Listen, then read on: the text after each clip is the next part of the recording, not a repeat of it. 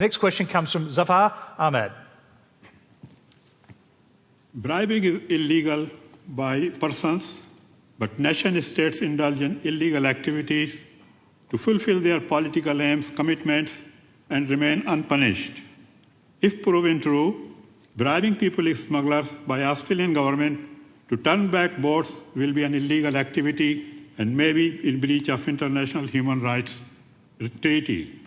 Does this panel consider achieving political goals by hook or crook as fair? Where do we draw a line and how? Gillian Triggs. Well, thank you. That is obviously a very difficult question to consider in the current political environment.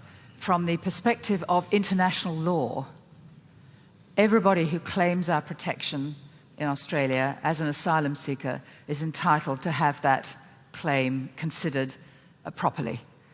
And it's a tragedy to be denying those who seek our protection an opportunity to do so. But I think it's the view of the Australian government, and certainly our view at the Commission, that obviously we don't want to see drownings at sea. We don't want to see people dying in this terrible trade in which people are being moved across the seas. So there has to be a solution to this problem.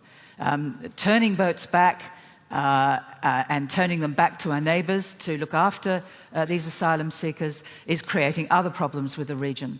I think in the end, in this parlous situation, we have to look for better diplomatic solutions to the problem.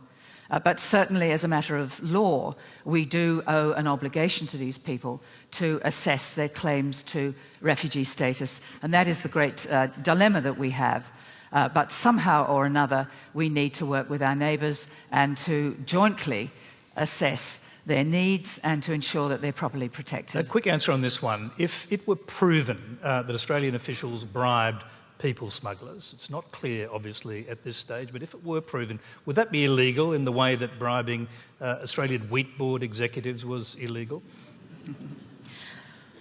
Well, I think it would, assuming the facts to be true, and it's very hard to say at the moment, or certainly not appropriate for me to say, but it would presumably be contrary to Australian law.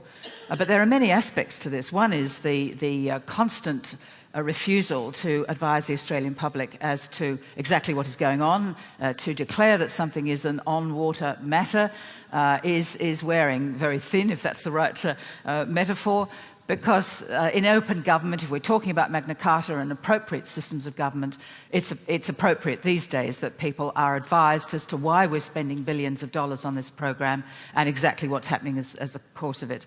The other point that has to be made, I think, is that, of course, we've had many thousands of people being detained because they have paid people smugglers. It's curious, at least, that we would have a government that then pays those same people smugglers.